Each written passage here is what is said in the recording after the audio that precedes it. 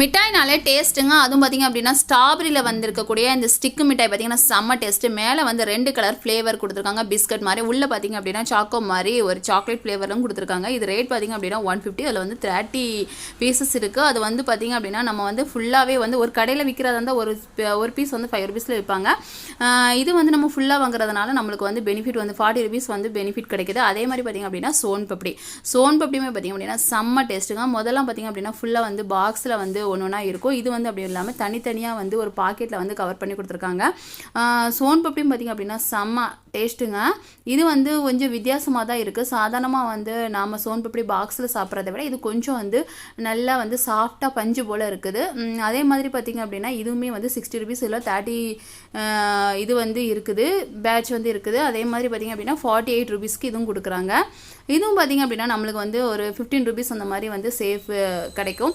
அதே மாதிரி பார்த்திங்க அப்படின்னா 2 மிட்டாயுமே வந்து செம்ம டேஸ்ட்டுங்க. ஸ்ட்ராபெரி இருந்தாலும் சரி, ஸ்டோன் பப்படி இருந்தாலும் செம்ம டேஸ்ட்டுங்க. இது யாருக்கெல்லாம் பிடிக்குமோ லைக் பண்ணுங்கள்.